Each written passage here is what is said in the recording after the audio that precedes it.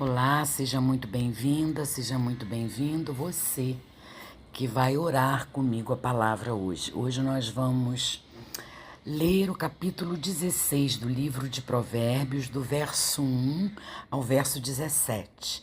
À medida que a gente for lendo, a gente vai refletindo, comentando, tá bom? Porque é um capítulo extenso também. Então, nós vamos começar lendo do verso 1 ao verso 9 e em seguida eu vou comentar. Então, vamos lá, diz assim a palavra: Do homem são as preparações do coração, mas do Senhor a resposta da língua. Todos os caminhos do homem são puros aos seus olhos, mas o Senhor pesa o espírito. Confia ao Senhor as tuas obras e teus pensamentos serão estabelecidos.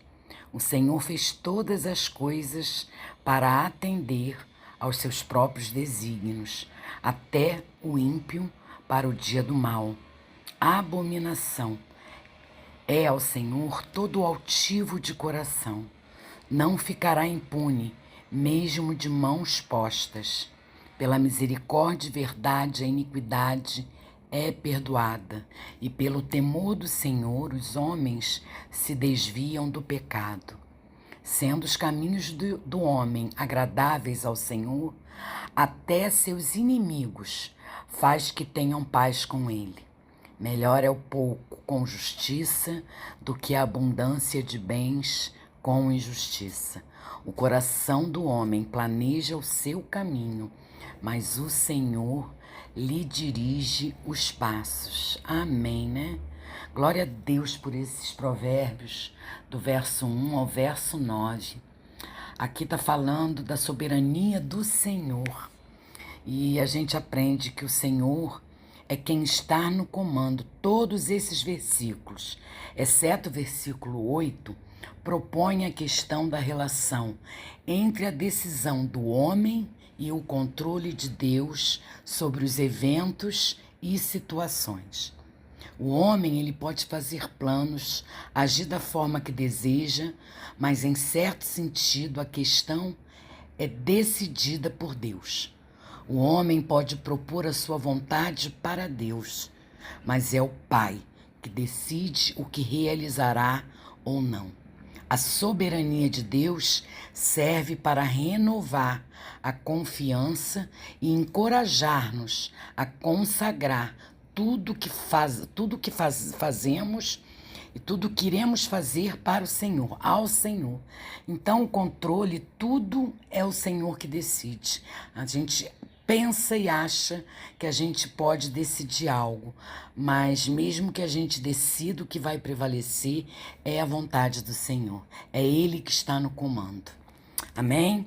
Do verso 10 ao verso 15, esses provérbios diz assim: Nos lábios do rei se acha a sentença divina, e a sua boca não transgride quando julga. O peso e a balança justos são do Senhor. Obra sua ação, os pesos da bolsa. A abominação é aos reis praticarem impiedade, porque com justiça é que se estabelece o trono. Os lábios da justiça são o contentamento dos reis. Eles amarão o que fala coisas retas. O furor do rei é mensageiro da morte, mas o homem sábio o apaziguará. No semblante iluminado do rei está a vida, e a sua benevolência é como a nuvem de chuva serôdia, chuva passageira. Esses versículos, eles apresentam a descrição de um bom reinado. O governo de Deus em questões humanas é medido pelo rei ideal. Esse não é um autocrata, mas um homem designado por Deus, um presente de Deus ao povo e um servo de Deus. Nessas condições, as decisões e justiças de Deus serão uma constante na vida do povo. É importante ter em mente que a honestidade procede de Deus ele é contra a injustiça. E ao contrário do que vemos no mundo de hoje, Deus não faz vista grossa aos esquemas de corrupção. Ao que muito poder foi dado, também muito lhe será cobrado. Na hora certa, todos os que cometeram injustiças prestarão contas de Deus. Então, meus irmãos, Deus ele não faz vista grossa às coisas erradas que fazemos. Então, tudo, absolutamente tudo, será cobrada na hora certa. A todos nós que cometemos injustiças, todos nós, sem exceção, prestaremos contas a Deus, caso cometamos alguma injustiça nessa vida, entendeu? Então, que a gente ande, né, no caminho do Senhor, que a gente ande sendo guiado pela palavra. É isso que a gente aprende sobre esses versículos, né, o fardo do detentor do poder. Então, a gente precisa entender que tudo que a gente planta, a gente vai colher, e que nada foge aos olhos do Senhor. No verso 16 diz assim: quão melhor é adquirir a sabedoria do que o ouro,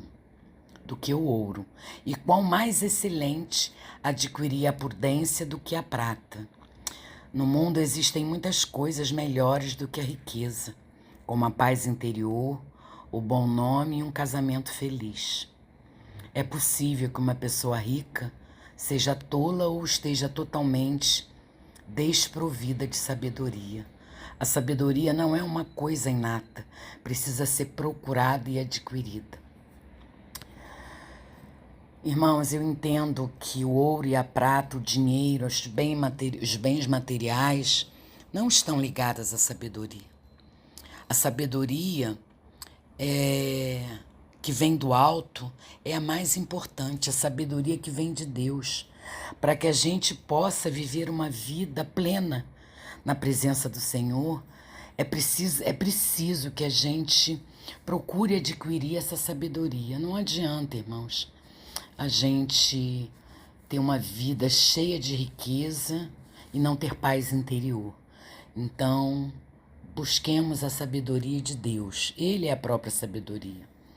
No verso 17, então no verso 16 fala desse tesouro precioso que a gente não pode deixar para lá, né? A gente precisa nos encher da sabedoria de Deus. No verso 17 fala assim: os retos fazem o seu caminho desviar-se do mal. O que guarda o seu caminho preserva a sua alma. Existem diversos caminhos que podem ser escolhidos por nós. Uns levam à vida, outros à morte.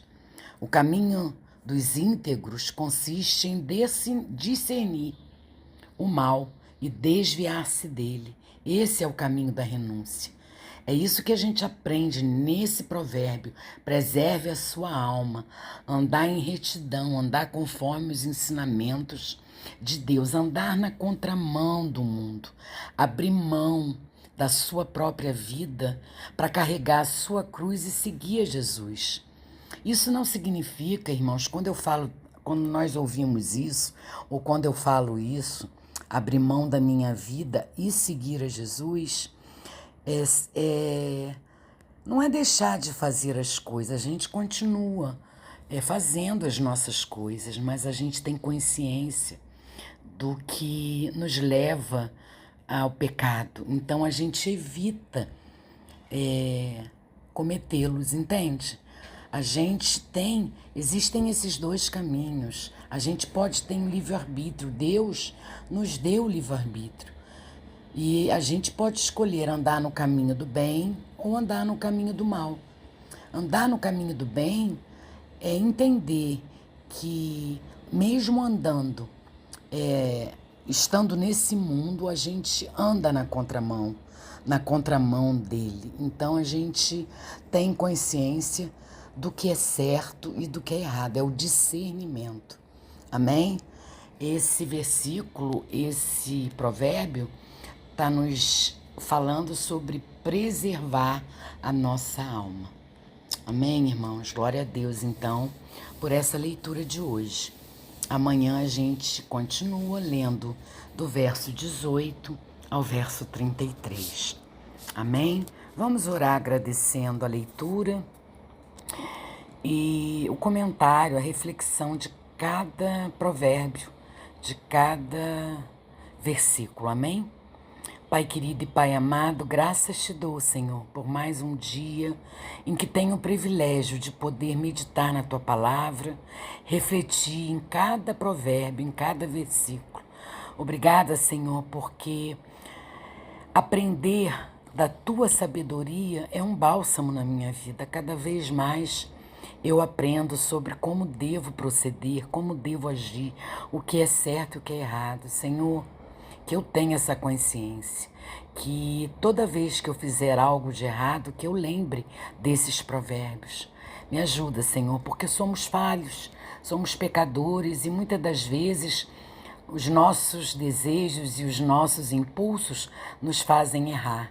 Mas glória a Deus, glórias a Ti, o Senhor, Espírito Santo de Deus nos dá discernimento para entender o que é certo e o que é errado. Nos ajude, Senhor, nos enchendo de mais fé, nos enchendo do Teu Espírito e nos guie, Pai, a trilhar esse caminho que é o certo, que é viver em retidão, que é viver através da Sua vontade, fazer aquilo que Te agrada, que não façamos, Pai, nada que Te deixe triste, que entristeça o Teu Espírito. É o que eu oro, Pai amado. Continua conosco.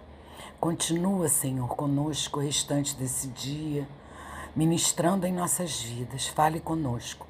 Fale ao nosso coração. É o que eu oro em nome de Jesus, Pai amado. Amém. Amém, irmãos. Deus abençoe vocês. E até amanhã, se Deus quiser e se assim Ele permitir.